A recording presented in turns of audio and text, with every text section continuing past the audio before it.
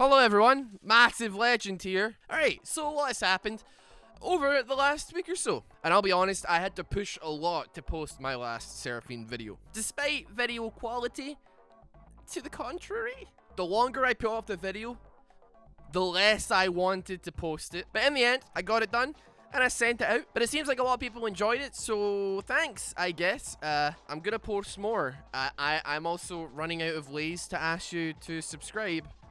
So, as I was saying, a lot has happened. And I think there was a couple of things from that last Seraphine video that were incredibly wrong. Also, that list of things that have happened since Seraphine, the video that I posted, is incredibly long. So to start off, just to let you know that a man in his mid to late 20s cannot read. In my video, I got her W wrong. I said that it sucked, but I failed to read the fact that it goes up with every single ally that is in the range of the circle, which when you have like 4 teammates around you is actually pretty darn pog.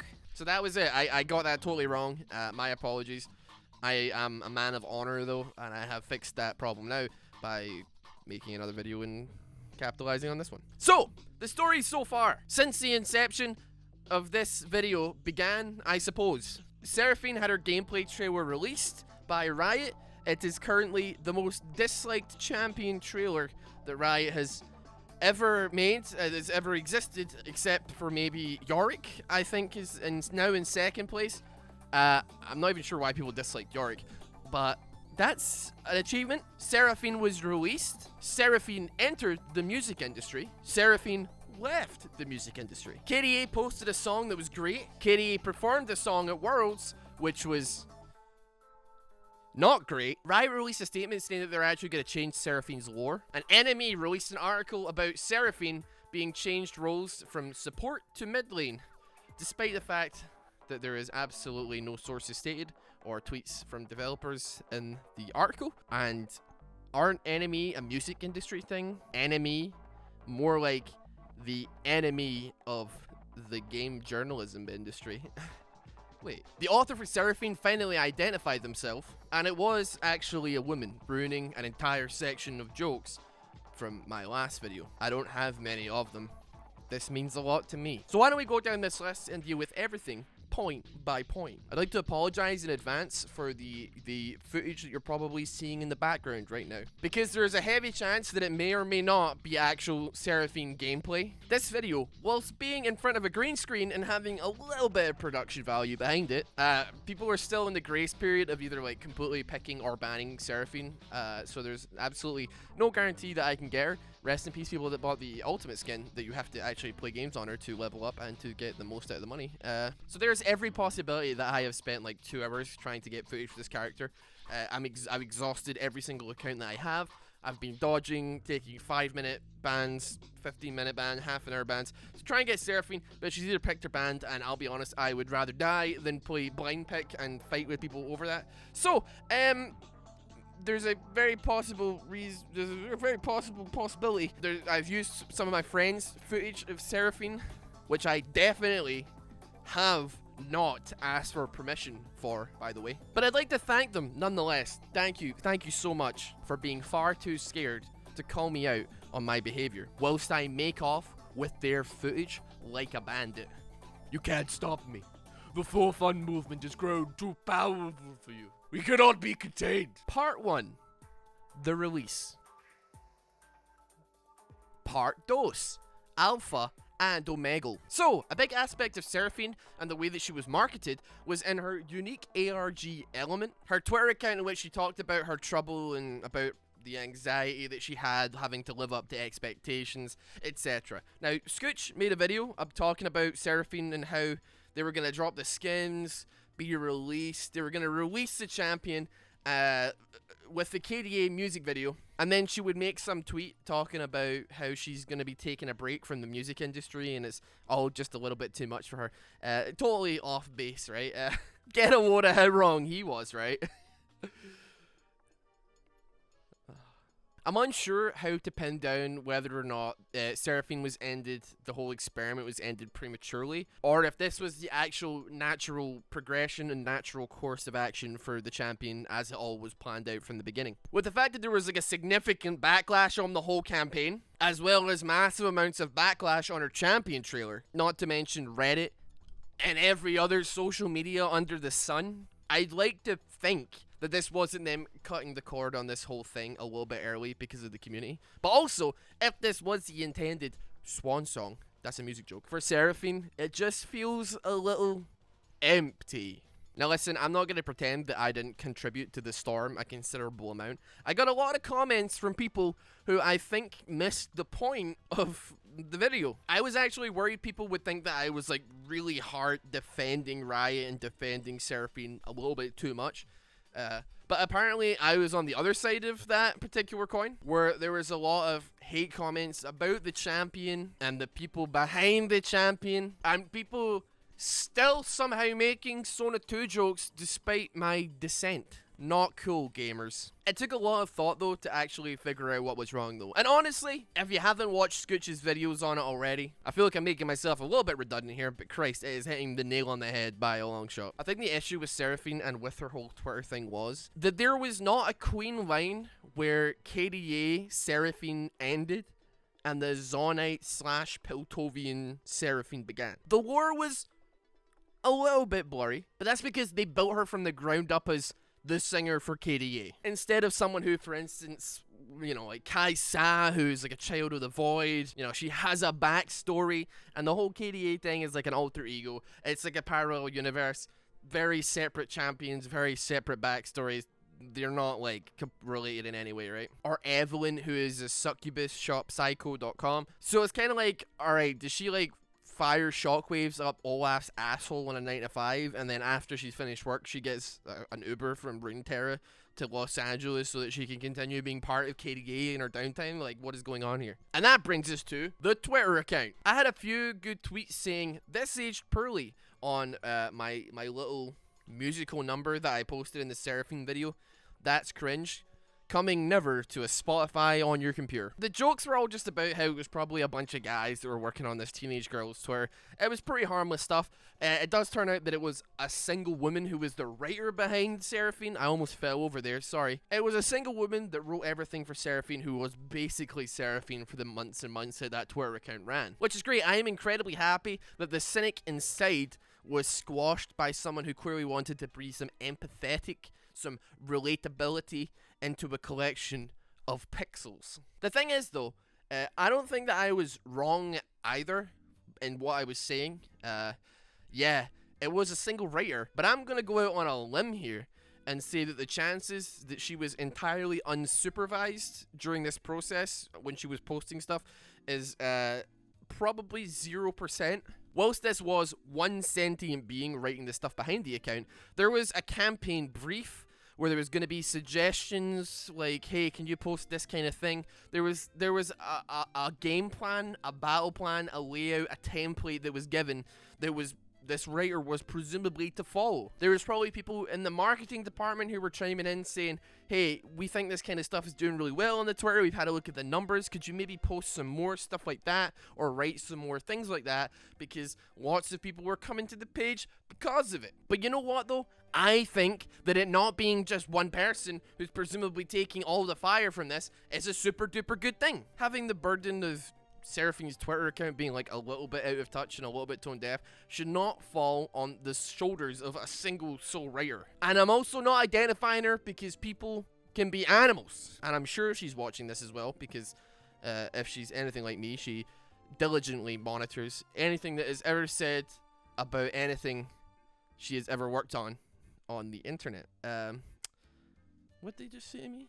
I think having culpability on a wider scale is an incredibly good thing. Like, imagine if Concerned Ape, the solo developer for Stardew Valley, who did the music, the art, the programming, the writing, they wrote a person of color in the most out of touch, tone deaf way possible. That hammer is falling solo on his head, brother. Now, of course, he didn't do that, but I don't think that anybody that thinks Seraphine's Twitter is a little bit lame should drop the hammer on one person's head here. There were people chiming in, giving suggestions, approving copies, helping to build this personality. Losing as a team is always better than getting dumped on solo. She doesn't deserve any of the hate that she's gotten.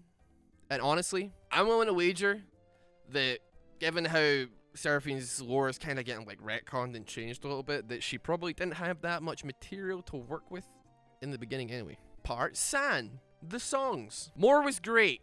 That's it. That's the tweet. My queens are looking good as hell. And Seraphine was great. It was cool to find out that she was Chinese, which I did not know before. I know that may have been obvious to some people before this, but it was not to me until she started singing in Chinese. The world's performance, though, was a bit of a flop. The actual vocalist who was there was fantastic, but the animation was like playing Alundra 2 on the PlayStation 1. Only Seraphine's vocalist was actually able to be there. That being said, these are unprecedented times. It makes sense that everything kind of got thrown to the wayside and people that, you know, they worked with the time that they had. You know, it sucked, but like I understand why. It makes a lot of sense why, and I don't think there's really anybody to blame here. You know, it does feel like the group project that you only contribute your part in the last like 15 minutes just so you can have your name on it. That's pretty much what the world's performance felt like to me. But it does bring up an awful lot of questions. I would be super duper interested to learn a little bit more about the development time of Seraphine, or actually any champion for that matter. I know very little about the process of concept to fruition as far as a champion in League of Legends is concerned. Is it a month? Is it 6 months? Is it a year? Is it even more? I have no idea. Riot have shown us plenty of concept stuff in the past, but they've never actually taken us on the journey from A to B. And I've been to Riot. I've been to some of their offices, and they don't tell me nothing. Because I reckon she honestly could have used a little bit of extra time in the oven before she came out dropping a stinker or two. As a champion, though, I think she's actually totally fine. Granted, people are not quite sure how to like play her yet, but that is like literally always the case when a new champion is released. Like, Samira is really strong right now, but people like suck on her because like she's still pretty new as far as it goes. Not me, I'm amazing at her. I have a Samira video coming soon, which if you can tell, my voice is very out of breath and very like because I've been recording a metal song with screaming for Samira, but there's no song in this one because this one's like super duper off the cuff and kind of like I only have like bullet points to work with, and you can probably tell because this is in the video and I'm rambling and oh Jesus, can we cut this out? But I've seen some people mention that Seraphine was built for mobile.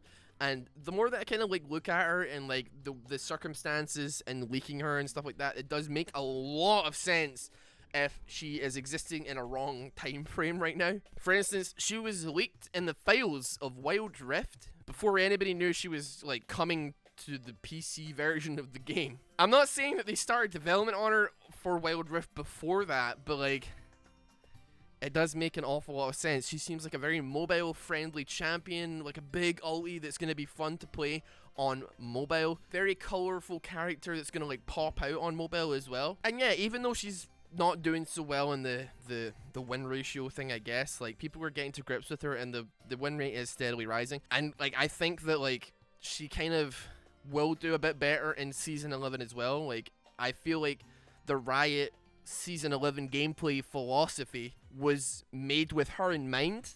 She's going to be like the first kind of real Season 11 champion that is released, but she's not been released in Season 11 yet. So when preseason hits, we'll actually start to see her with presumably what the items that they had in mind when they made her. I have no idea when this video is going live. Preseason could already be out. Don't even call me on this one. But listen, you and I, we've had our problems, Seraphine, but I don't think it was a flop in the end. You know what they say?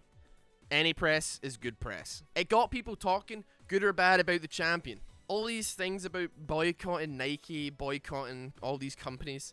There is like facts, there are statistics to back up the fact that bad press actually boosts sales of these things. Anytime that somebody says boycott Nike, Nike sales go up. Boycott Seraphine, boycott Riot, people were talking about it, people were showing off the new skin. It makes people buy it more. It's one of my issues with the LPP. They give us maybe like 10 to 20 skins for being in the League Partner Program to give out to all of you, but there's like almost 750,000 of you. How the hell am I supposed to give out 10 of them to random people without people feeling kind of ripped off. But I understand why they do it. They give 10 skins, so you do a giveaway, and then people say, well, I'm never going to win this giveaway because there's 700,000 people that are entering it. I'm just going to buy the skin anyway. The skins that they give us are the marketing campaign, and you're probably wondering why I never give them away. It's because people pay for advertising on this channel. Anyway, as I was saying, there's champions like Kiana who have totally like slipped under the radar as far as Riot hype is concerned. She slipped under the radar so far, in fact, that you'd probably be forgiven for forgetting that she's a champion that still exists in the game. That's like a less than 1% pick rate.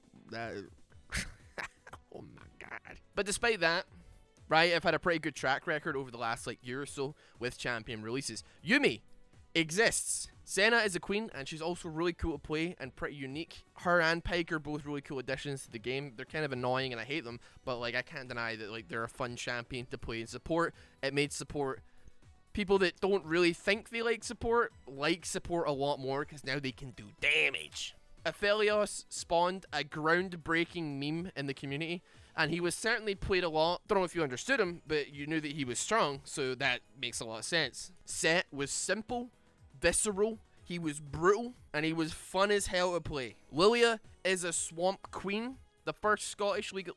Gragas. Is he Scottish? If you're buying, amen. He's Scottish. Yeah, second Scottish League of Legends champion. Yone is Yasuo, but with 2 swords, but it doesn't even matter because he is fun as hell to play as. He got some really cool animations. He got a lot of cool hype. He was built up in the lore for a very, very long time. The world building lifted Yone to like a really cool level. It's like Oda, who writes One Piece. That man will foreshadow a character in One Piece 13 years before it even appears in the manga. You know what I mean? World building hypes up champions, makes the release better. It's very good, and especially if you don't force it. Samira as well, which literally any Devil May Cry fan is a wet dream for. And yeah, she's super strong, and yeah, I'm writing a video on her right now, but even if you hate her and you ban her every single game, she is a pretty thematic success. She's a really cool addition to the Shurima lineup, and maybe I'm just biased because I got the first pentakill in the world on her. But it's my video, so let's just watch that pentakill back real quick. Wow, look at you go. First pentakill on Samira in the world. I know, right? Man, that's the kind of thing that you subscribe to a YouTube channel for. So there we go. That's everything put to bed. I think this will probably be my last video on Seraphine. To be honest, I've talked about her a lot. I would love to thank everybody for the support on these green screen kind of like higher effort videos, and I would love to because I'm going to. Thank you so much. I'm very out of breath. I'm very unfit. I'm looking a little bit wide. I need to lose weight. And maybe doing this will make me stand up and do it for me. We've been doing a lot of cool things that are definitely probably not worth the effort, but hopefully you like them. That will be coming out soon. Actual music for the videos. It's kind of memey, but like at the same time we're trying to make it good. I ask this every single time at the end of these videos, but if you are at the end of this video, there's a very small possibility, very small chance that you're looking to support the channel. With all the work that we've been doing on this, and I've been editing a lot of the videos as well, merch really helps support us, and I would love it if you picked up one of these. They're not out yet. One of these, they're not out yet. There's a bunch of stuff. They'll be on screen. If it interests you at all, please consider dropping like $10. They're not very expensive. For YouTube merch, for YouTuber merch, they're not very expensive. Plus, nobody's going to know the YouTuber merch, so you're never going to get bullied for it anyway. People are going to think you're really hip with the kids, really street, really, psycho no fashionista. But yeah, have a fantastic day. Keep an eye out for more, dude. Like, just keep clicking on these damn videos because we're busting out banger after banger, baby. Woo! Let's go. Yeah!